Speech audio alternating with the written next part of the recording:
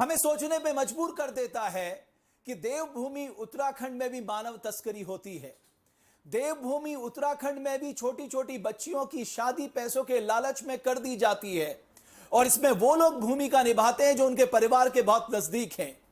लेकिन यह पहला मामला ऐसा सामने आया है जिसने सबकी आंखें खोल दी हैं और इसके लिए मैं हार्दिक साधुवाद देना चाहूंगा, धन्यवाद देना चाहूंगा उपेंद्र सती जी का, जो राजकीय उच्च प्राथमिक विद्यालय हरिशंकर चमोली में पढ़ाते हैं।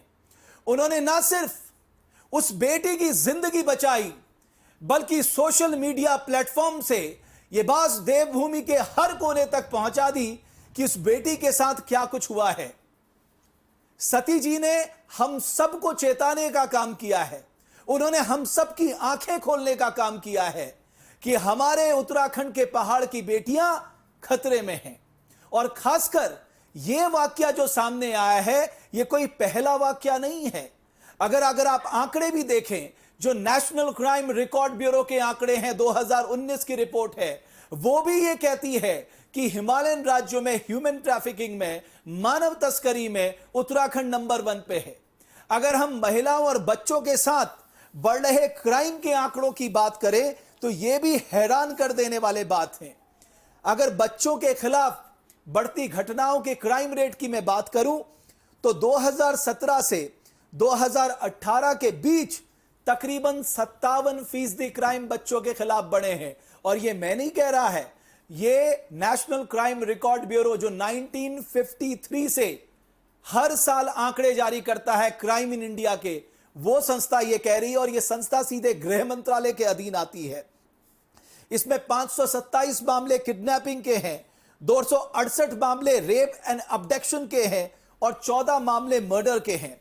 लेकिन ये जो बेटी का मामले आया है चमोली में, उसने वाकई हम सब लोगों के सामने एक प्रश्न खड़ा किया है और वो प्रश्न ये है कि हम अपनी बेटियों को सुरक्षित रखें।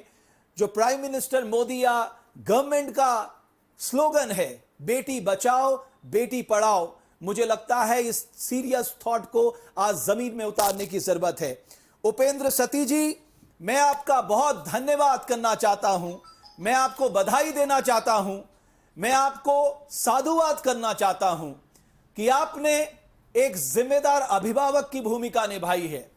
आपने साबित किया है कि हमारे यहां, हमारे सनातन धर्म में अगर गुरु ब्रह्मा गुरु विष्णु गुरुदेव महेश्वर गुरु साक्षात परम ब्रह्म तस्मै श्री गुरुवे नमः, अगर यह कहा गया है तो वो आप जैसे गुरुओं को लेकर कहा गया है। आपने देवभूमि के हर गुरु का आज सम्मान बढ़ा है, इस बच्ची के भविष्य को बचाकर और इस बात को पूरे प्रदेश के सामने लाकर। और मैं ये भी बताना चाहूंगा कि एक दिन पहले ही मुख्यमंत्री तीरथ सिंह रावत ने अधिकारियों को सख्त निर्देश दिए हैं कि ह्यूमन ट्रैफिकिंग से निपटने के लिए हमारी कार्य योजना सटीक होनी चाहिए, ताकि इस तरह के देवभूमि पे को कलंकित करने वाले बार बार मामले हमारे सामने ना आए। उपेंद्र सती जी, मेरा पहला सवाल आपसे, थोड़ा सा मुझे बताइए कि आपको कब शक हुआ कि ये बच्ची नहीं आ रही है तो कोई ना कोई बात है? मैं थोड़ा आपको बता दूं कि मैं 2 साल से इस विद्यालय में हूं और इससे पहले पोखरी में था, यहाँ भी एक मामला ऐसा आया था। इस बालिका की माँ का छठा प्रसव जब होना था, ये पोखरी मुख्यालय से केवल 5 किलोमीटर की दूरी पे रोड हेड पे है। तो प्रसव के दौरान किसी ने उसकी मदद नहीं की, वो पैदल ही लिवर पेन में चल रही थी, पैदल चल रही थी। तो एक सवारी गाड़ी आ रही थी, उन्होंने इसको पिकअप किया और अस्पताल ले जाने से पहले उसकी मौत हो गई। ये बालिका कक्षा 7 में ड्रॉप आउट थी। जब मैं वहां गया तो मैंने पूछा कि ये कहाँ है, तो उन्होंने कहा ये ड्रॉप आउट है, बाहर गई है अपने रिश्तेदारी में। हमने उसको बुलाया और उसका रीएडमिशन किया और लॉकडाउन के तहत बहुत सारी मदद सरकार की तरफ से भी थी। उनको राशन दिया जाता है घर में 150 ग्राम पर डे के हिसाब से, उसको हमने उनके घर में पहुंचाया। 7 रुपये 45 पैसे के हिसाब पर डे के हिसाब से पैसे आते हैं मसाले तेल का, उसको हमने डीबीटी के उनके अकाउंट में डाला। 400 रुपये बुक्स के लिए आते हैं, वो उनके अकाउंट में डाला। 600 रुपये उनके कपड़ों के आते हैं, वो अकाउंट में डाला। 960 रुपये उनके स्कॉलरशिप आती है वो डालता है, और हम इसको चाह रहे थे कि इस तरह से इसकी मदद होती रहे, और हम लगातार उसके घर जा रहे थे, सभी के घर जा रहे थे, सभी छात्र छात्रा। इस दौरान हमारे कुछ छात्रों ने ही मुझे बताया कि इसकी शादी हो रही है, तो मैं तुरंत उनके घर गया और मैंने उसको रोका। मैंने कहा ये कैसे कर रहे हैं आप? वो बालिका भी बड़ी, उसने भी बिल्कुल मना कर दिया, और उस समय वो मामला ठंडा दस्ते में चले गया था। लेकिन 15 जनवरी के आसपास की बात वो बालिका बता रही है कि कुछ महिलाएं सक्रिय हुई, वो उस आदमी को देहरादून से यहाँ लेके आई, अपने घर में ठहराया, और उसको कई तरह से हिप्नोटाइज किया कि बहुत अच्छा परिवार है, तुम लोग गरीब हैं और इसके यहाँ जाएंगे तो सुख में रहेंगे, और उसके बाप को 6,000 रुपये दिया, और वो सब उनके जाल में फंस गए, और 15 तारीख को ये देहरादून ले जा करके उसको उसकी शादी कर दी गई।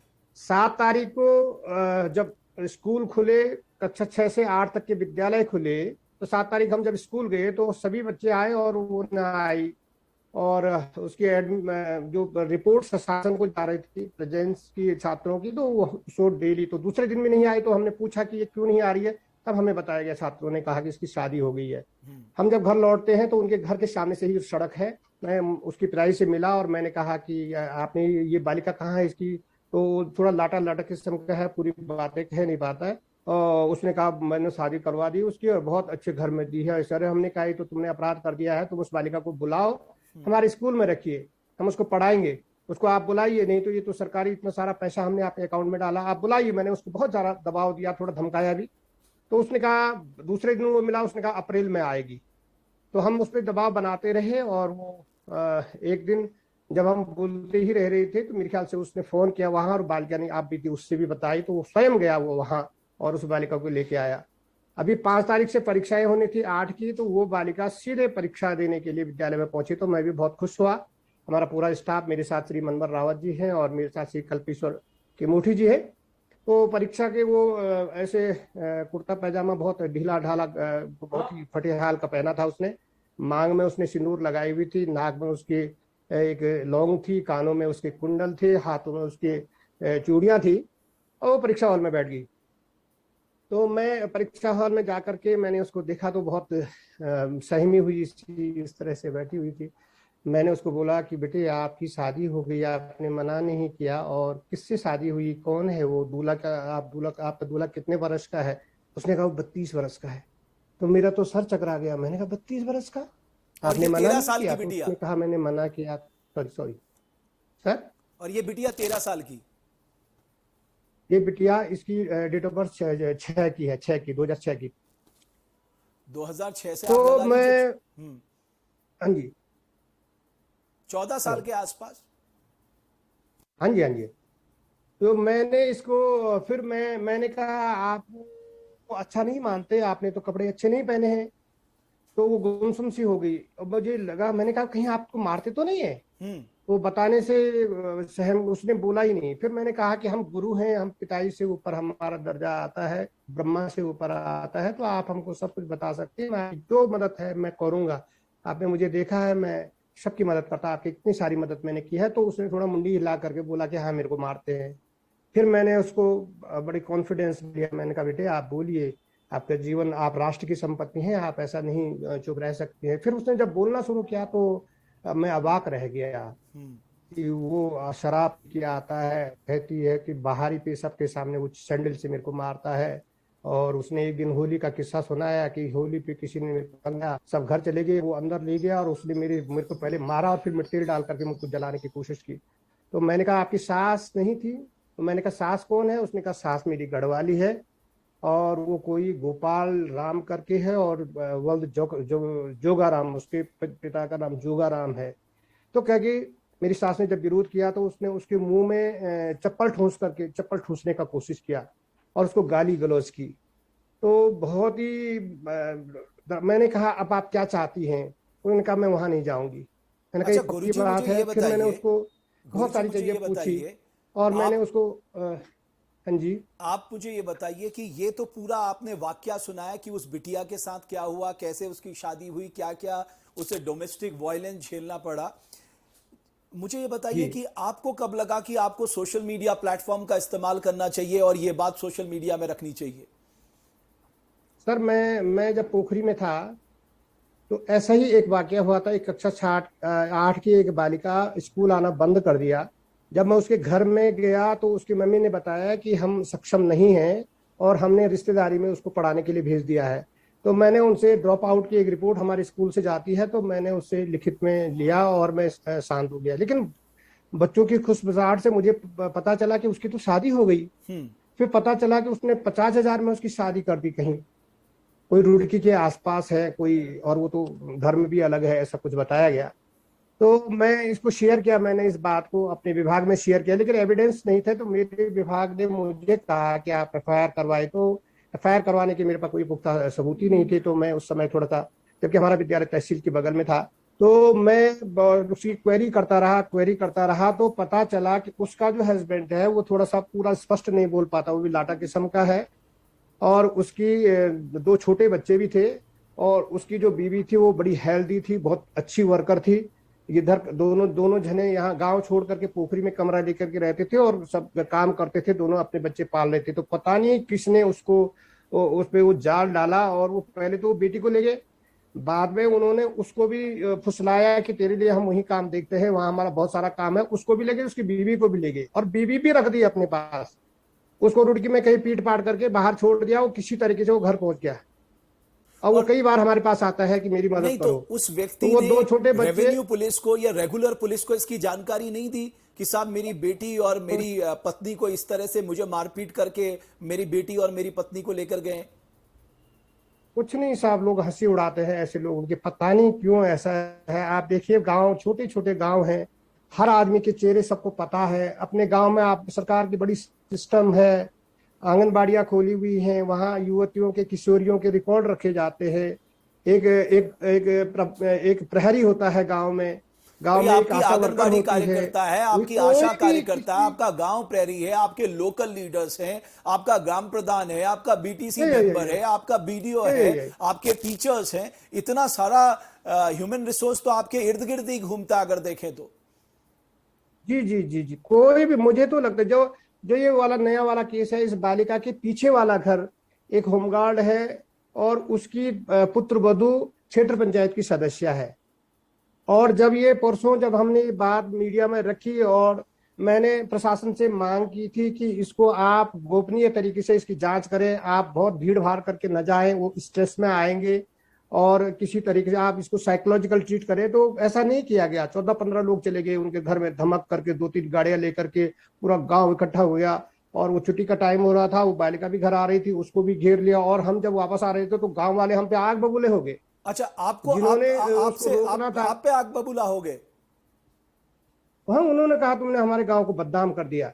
नहीं तो तो मैंने गांव वो जिम्मेवार गांव लोग अब थे, बदनाम हो उनको गया, बोला गांव कि तब आपने बदनाम नहीं हो बदनाम गया था? तब सब क्या मूर्ख दर्शक बने बैठे थे? एक 14 साल की बच्ची की जो शादी जो है एक 32 साल के लड़के से हो रही है, तब उस गांव को जी जी शर्म नहीं आई? जो आज वो गांव कह रहा हम जी जी बदनाम जी हो जी, गए। बदनाम तो गांव उसी दिन हो बिल्कुल गया था बिल्कुल जिस दिन उस बेटी की शादी जबरदस्ती करा दी गई। जी।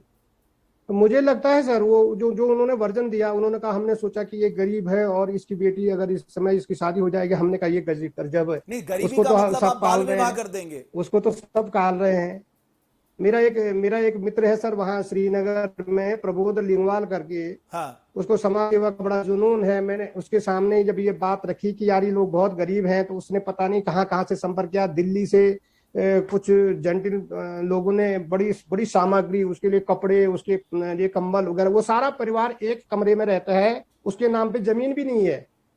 और एक ही परिवार, वहीं वहीं अंदर खाना बनाते हैं, वहीं रहते हैं। उसके 5 बच्चे हैं। एक बेटी उसने ऐसी ही माइनर यही लोकल में शादी पहले ही करवा दी थी, जब हम वहां थे भी नहीं। और दूसरी बेटी ये इस तरह से चलेगी। 3 अभी उसके छोटे हैं, 2 प्राइमरी में पढ़ते हैं, वही हरिशंकर में, एक घर ही में रहता है। बाप इतना निठल्ला है कि वो कभी रिश्तेदारी में चले जाता है, 20-20 दिन तक घर नहीं आता। वो बच्चे जो घर में रखा होगा उसको खुद ही पकाते हैं, या इधर उधर मांग के खाते हैं, सड़कों पे दौड़ते रहते हैं। बहुत दयनीय स्थिति है। नहीं उपेन हम जी, लोगों ने बहुत मदद की है उनकी। उपेन जी, मैं सर कुछ आपसे बातें समझना चाहता हूं। पहला, जी हमारे यहाँ राइट टू एजुकेशन एक्ट लागू है। 2009 में ये जी एक्ट लागू हो गया है और पढ़ाई करना जी बच्चों का संवैधानिक अधिकार बन गया है।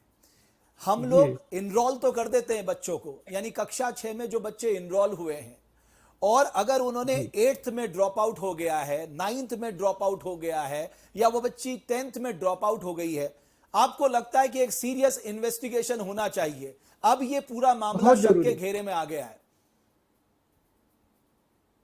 बहुत जरूरी है सर, बहुत जरूरी है। हम लोग ड्रॉप आउट होते हैं, उसकी रिपोर्ट देते हैं, ये ड्रॉप आउट है, हम उस पर लिख देते हैं कि ये कहीं पूछते भी हैं तो कहीं रिश्तेदारी में चले गई, बाहर चले गए, क्योंकि इतना तेजी से माइग्रेशन हो रहा है, कुछ पता ही नहीं चल रहा है। गाँव के लोग सड़कों पे आ रहे हैं, सड़कों के लोग शहरों में जा रहे हैं, शहरों के लोग बाहर चले जा रहे हैं। तो ये पूरा बड़ा हौच पौच की स्थिति हो रखी है, इसलिए ट्रस्ट भी नहीं हो पाते हैं कौन कहाँ गया, और सीरियसली लिया भी नहीं जाता है इसको कि यार ये बच्चा हमारे नहीं, स्टेम में आया था, अब अगर कहाँ गया। अगर शिक्षा मैंने विभाग, मैंने अब तक के मेरे मैं ये कहना रहा है, चाहता हूं, अगर शिक्षा मैं लॉ का विभाग स्टूडेंट भी रहा हूँ, मैं इस पत्रकारिता का स्टूडेंट प्रोग्राम भी को रहा देख हूँ, रहा मैं है, मैं सोशल शिक्षा विभाग के अधिकारियों से उसकी में भी कहना देखता चाहता हूं रहता हूँ। कि आपका हेलो, फोकस इनरोलमेंट में है, कि ज्यादा से ज्यादा बच्चों को आप इनरोल कर दें ताकि आपका बिल्कुल ग्रॉस बिल्कुल इनरोलमेंट रेशियो बहुत अच्छा हो जाए। लेकिन आपका फोकस बिल्कुल होना चाहिए ड्रॉप आउट रेट कितना ज्यादा है, और अगर ड्रॉप आउट हो रहा है तो ड्रॉप बिल्कुल आउट सर, की बिल्कुल। वजह क्या है? कहीं ड्रॉप आउट की वजह यह तो नहीं है कि हमारी बच्चियों की कम उम्र में शादी कर दी जाती है? आई थिंक एक सीरियस बिल्कुल इन्वेस्टिगेशन अब इस ड्रॉप आउट रेशियो पे होना चाहिए, और ये शिक्षा विभाग को बहुत देखना चाहिए।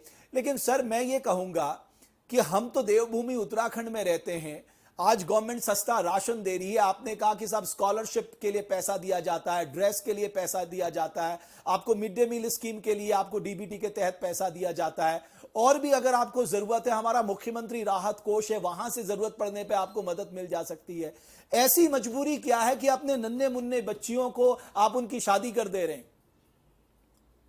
बहुत कर रही हूँ। एक तो अवेयरनेस नहीं है सर, मैं जो इसके बाप को मैं जो समझ पाया हूँ, मुझे नहीं लग रहा है कि उसने वो अब तो सबसे बड़ा अक्यूज्ड है, लेकिन वो उसकी खुद ही माइनर शादी हुई थी, वो लाटा किस्म का है, उसको कोई जानकारी कानून की नहीं है, और उसको हिप्नोटाइज किया गया है। जो नेक्सस है, जो ये गिरोह है, इसको पकड़ने की बड़ी बहुत जरूरत है।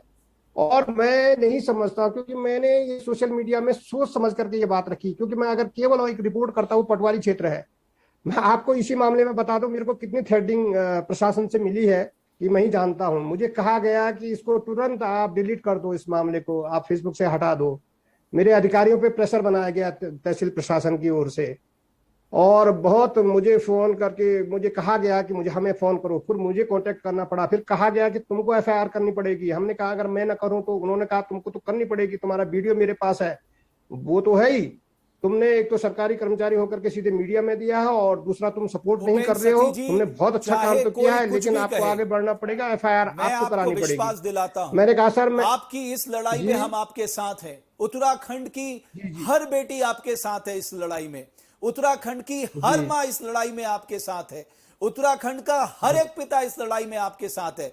मैं उन प्रशासनिक अधिकारियों से भी कहना चाहता हूं कि अपनी नाकामी को मत छुपाओ, और किसी तरह का थ्रेट उपेंद्र सती को नहीं दिया जाना चाहिए। गुरुजी ने जो काम किया है, उन्होंने हम सब की आंखें खोली है, और आप उपेंद्र सती जी बिल्कुल चिंता मत करिए। मुझे लगता है जी आपने पूरे उत्तराखंड की आंखें खोलने का काम किया है। हर माता पिता के लिए आपने अभिभावक को ब्रह्मा विष्णु महेश से जो ऊपर का दर्जा दिया है, आपने साबित किया है। लेकिन अभी आपने एक बात की है कि एक नेक्सस काम कर रहा है, एक गिरोह काम कर रहा है। आपको लगता है कि हम इन गिरोहों को नहीं पकड़ पा रहे हैं, यही कारण है ये नेक्सस लगातार फल फूल रहा है? मुझे मुझे ये लगता है लोग इसको सीरियस प्रॉब्लम ही नहीं मान रहे हैं सर, सबके संज्ञान में है। आज मैंने जब ये बात उठाई तो सारे का सारा समर्थन, और लोग लिख रहे हैं कि हाँ जी यहाँ भी हो रहा है, हाँ बागेश्वर में भी हो रहा है, उत्तरकाशी, आप सही कह रहे हैं, आप सही कह रहे हैं। इसका मतलब क्या है? ये फोड़ा पका हुआ था, मैंने केवल उस पर पिन लगाई है। लेकिन कोई भी इस बात को कहने, एक तो ये प्रशासनिक झमेले जो है ना सर, मैंने एसडीएम साहब को कहा कि अगर कोई बम फट जाता है तो एफआईआर कौन कराएगा? मतलब एफआईआर मैं ही कराऊं, मुझे ही करानी पड़ी, मैंने ही कराया है एफआईआर, इस मामले में एफआईआर मैंने ही कराई है। तो जो लोग कानून से कि मैं ही फिर झमेले में आ जाऊंगा, कुछ ये डर है। कुछ लोगों ने ये कर दिया, अरे इसका मामला है, ये जाने, ये लोगों ने आपस में साठ गांठ कर ली है, मतलब आंखें मूंद करके लोग इस काम को कर रहे नहीं, हैं। सबके अगर संज्ञान में सर, ये ये मेरी कोई बच्ची का पहली मैं बात नहीं है। पर्टिकुलर केस ले लूं, मैंने इसको थोड़ा सा प्लेटफॉर्म पे लाया हूँ। गुरुजी, अगर इस बच्ची का मैं जी पर्टिकुलर केस ले लूं, इसमें बिचौलियों की क्या जी भूमिका थी? बिचौलियों को कल वो CWC की वो जिला की प्रभारी आई थी, प्रभा रावत जी, मैं आज उनका अखबार में एक बयान पढ़ रहा था कि उन्होंने 2 महिलाओं के नाम उस एफआईआर में जोड़ने के लिए कहा है कि ये 2 इसमें शामिल हैं। और मेरे संज्ञान में ये भी आया है कि एक तो उसी गांव के आसपास की है और एक उसके बगल के गांव की है, 1-2 गांव छोड़ करके। इन महिलाओं तक कौन पहुंच रहा है? अकेली वो महिलाएं तो इस रैकेट में है नहीं। अगर इसको वास्तव में सीरियसली और बड़े गोपनीय तरीके से अगर जांच की जाए तो ये बहुत बड़ा नेक्सस है सर। ये बड़े व्यापक रूप से हो रहा है।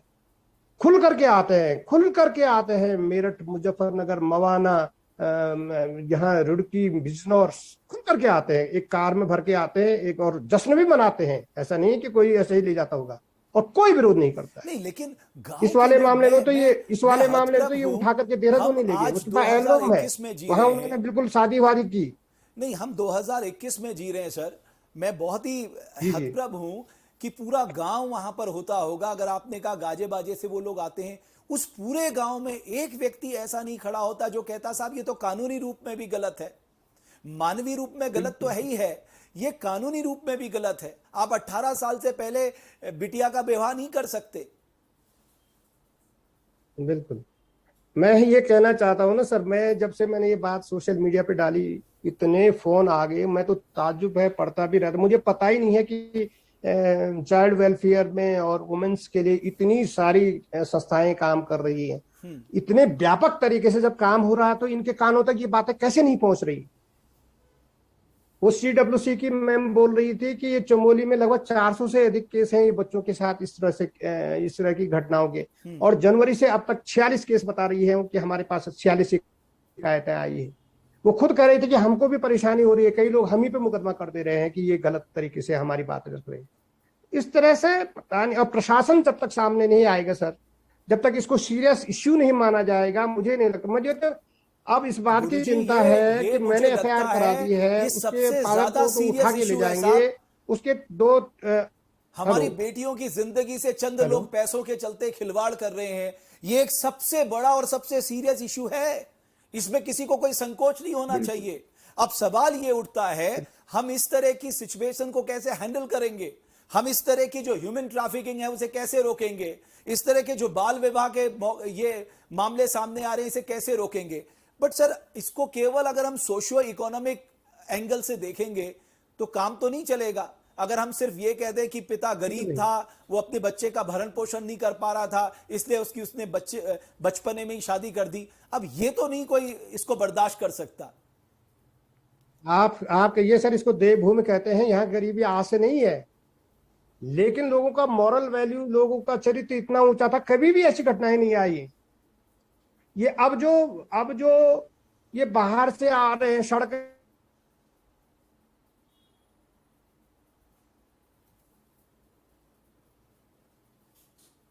मुझे लगता है कुछ टेक्निकल इशू है, लेकिन मैं आपको बताना चाहता हूं, ये जो मामला सामने आया है चमोली से, ये वाकई हम सब के लिए गंभीर चुनौती है। और इस चुनौती से निपटने के लिए हम सबको एकमुठ होकर इसके हर एंगल पे विचार करना होगा। वो इसलिए क्योंकि बहुत जरूरी है कि अगर हमारी बच्चियों का कम उम्र में विवाह होगा तो इसके लिए कौन जिम्मेदार है? कौन वो बिचौलिए लोग हैं जो इस नेक्सस को बढ़ा रहे हैं? क्यों नहीं रेवेन्यू पुलिस और रेगुलर पुलिस के कान तक ये बात पहुंच पाती? क्यों वहां का गांव मूक दर्शक बने रहता है? क्यों नहीं अब तक के जो ड्रॉप आउट रेट सामने आए, ड्रॉप आउट रेशियो सामने आया है, उसकी जांच हो जाती है? अगर गुरुजी आप मुझे सुन पा रहे हैं, आपको लगता है कि ड्रॉप आउट को लेकर हम बहुत ज्यादा सीरियस हैं? मैं आपको एक बात बताता हूं सर, चाहे जो कितना भी कुछ भी बोले, लेकिन अभी तक जो ईमानदारी से काम करने का जो पैटर्न है वो शिक्षा विभाग में है। हमको जो भी निर्देश ऊपर से आते हैं, जिस तरह से भी हम सारे को ईमानदारी से करते हैं, लेकिन हमारे पास 2-3 गांव के बच्चे आते हैं। अब उस किस हालात में हमारे जो ड्रॉप आउट होता है, हम उसको, मैं बता रहा हूँ, मैं घर पर गया था उस महिला के, और उस महिला ने कहा था कि हम इतना कमा नहीं पा रहे हैं, मैंने अपनी बालिका यहाँ किसी रिश्तेदार के यहाँ भेज दिया, और जबकि हकीकत ये थी कि उसने बेच दी थी, वो शादी कर दी थी। तो मैं जब कोई पूरी इंफॉर्मेशन, लेकिन बहुत बड़ा तंत्र है, जो गांव बहुत बड़े नहीं है, शहरों में तो गिनती करना मुश्किल है, लेकिन गांव में तो क्यों एक का फेस आदमी जान सकता है कि ये कहाँ है, कहाँ गया, कहाँ रह रहा है। तो मुझे नहीं लगता कि संज्ञान में नहीं है किसी के, ये सबके संज्ञान में है। नहीं, आपको लगता है कम से कम आपने जो ये मामला सामने लेकर आए हैं, इसके बाद कम से कम लोग जी, जागेंगे, हमारे जो गांव के लोग हैं बिल्कुल वो मूर्खदर्शक नहीं बने रहेंगे? बिल्कुल। आज हमारे उप शिक्षा अधिकारी हैं डॉक्टर भास्कर बेबिनी जी, उन्होंने कल तत्काल सभी विद्यालयों को ये भेजा है कि आप पूरा उसको बताइए कि 6 से और 8 तक में कितने एडमिशन किए थे, कितने आपसे बाहर गए, कितने ड्रॉप आउट, और ड्रॉप आउट कहाँ कहाँ थे। तो जो एक मतलब आज तक तो सूचनाएं तो जा ही रही थी, ड्रॉप आउट हैं ये भी जा रहा था, ऊपर डिस्कशन भी होता है जिले में कि ड्रॉप आउट है, लेकिन ड्रॉप आउट कहाँ गए, किस हालात में है, इसका कोई सिस्टम नहीं है इसको जांचने का। तो ये अगर इस बात से इस बात को जोड़ा जा सकता है, ये एक नया वो बन जाए कि हर एक ड्रॉप आउट को ट्रेस किया जाए वो है कहाँ, तो मुझे लगता है कि बहुत कुछ इसको रोका जा सकता है। चलिए, मैं गुरुजी थोड़ा सा तकनीकी खराबी भी चल रही है, मैं आपको बहुत धन्यवाद देना जी, चाहूंगा इस भरोसे के साथ कि देवभूमि उत्तराखंड का हर व्यक्ति आज आपके साथ खड़ा है। आपने जो काम किया थोड़ी है सी मेरे इसके लिए जितना आपको साधुवाद किया जाए एक उतना बात कम थोड़ा है। जी, आप कुछ कह रहे हैं? एक बात थोड़ा सा रखना चाह, हाँ जी, मैं ये रखना चाह रहा हूँ कि सर इसकी एफआईआर हो गई है, ये मामला पुलिस को चले गया है और पुलिसिया तरीके से सबको उठा दिया जाएगा। तो एक ये बालिका है और इसके पीछे 3 और हैं भाई बहन। इस जो ये जो व्यक्ति है, इसके एक बालिका की तो इसने माइनर शादी कर दी थी पहले ही, एक बालिका ये है और इससे छोटी 2 बालिकाएं और एक बालक है। 2 स्कूल में है और एक घर पे रहता है। इसका एक कमरे का घर है, वहीं खाना बनाते हैं, वहीं सोते हैं, वहीं रहते हैं। और इस आपाधापी में उसके पिताजी को उठा दिया गया, और जो कि मुझे लगता है कि वो कंडीशन का शिकार है, वो थोड़ा मानसिक रूप से भी बहुत साउंड नहीं है। लेकिन उन बच्चों का क्या होगा, उनको रिहेबिलिटेट करने की पहले, उसको उठाने से पहले मैं चाहता हूं कि पहले उन बच्चों को रिहेबिलिटेट किया जाए। चलिए, आपने जो मांग रखी है उन बच्चों का रिहैबिलिटेशन होना चाहिए। रिहैबिलिटेशन भी बहुत जरूरी है, लेकिन जो बात हुई है कि साहब अगर 6 में इनरोलमेंट हुआ है, उन्होंने 8th 9th 10th के बीच में कहीं छोड़ा है, तो उस ड्रॉप आउट की जांच जरूर होनी चाहिए। और ये कोई पहला मामला नहीं है, पहाड़ से ऐसे कई मामले सामने आ रहे हैं, कई गुरुजी ने अपने इस इंटरव्यू में हमें बताए हैं। जो हमारा राज्य महिला आयोग है या राज्य बाल आयोग है, उसकी जिम्मेदारी यहां पर ज्यादा बढ़ जाती है, क्योंकि महिलाओं की सेफ्टी सुरक्षा का जो ऑब्जेक्टिव है वो राज्य महिला आयोग का है। बच्चों के अधिकारों का संरक्षण करना ये बाल अधिकार आयोग का काम है। और हमारा जो women and child development ministry है, मैं उनकी मिनिस्टर से भी कहना चाहूंगा कि इस मामले को बहुत गंभीरता से लिया जाए। देवभूमि उत्तराखंड में अगर इस तरह के मामले आएंगे, ये हम सबको शर्मसार कर देने वाले मामले हैं। ये सामाजिक और आर्थिक मुद्दा नहीं है, ये एक नेक्सस भी एक बहुत बड़ा जुड़ा है, इसमें लालच भी कहीं ना कहीं बहुत जुड़ा है। इसलिए बहुत जरूरी है न सिर्फ इस मामले की, ऐसे जितने भी मामले हैं उनकी निष्पक्ष जांच की जाए, और जांच के बाद इस तरह की ठोस कार्रवाई की जाए कि देवभूमि को इस तरह के मामलों से आने वाले समय में कलंकित ना होना पड़े। बहुत बहुत धन्यवाद। आप लोग अपने सुझाव, अपनी राय देवभूमि डायलॉग के इस मंच पे देते रहिए। हमारी कोशिश थी और हमने प्रयास भी किया था कि हम बाल अधिकार आयोग से किसी को ले लें या महिला आयोग से ले लें, लेकिन तकनीकी खराबी थी, हम उन्हें नहीं ले पाए। कोशिश करेंगे इस डिबेट को आगे ले जाने की, क्योंकि बेटी को पढ़ाना भी है और बेटी को बचाना भी है, यह हमारा मूल कर्तव्य है। और इस तरह के मुद्दों को देवभूमि डायलॉग आपके बीच लाता रहेगा। बहुत बहुत धन्यवाद आप सभी का।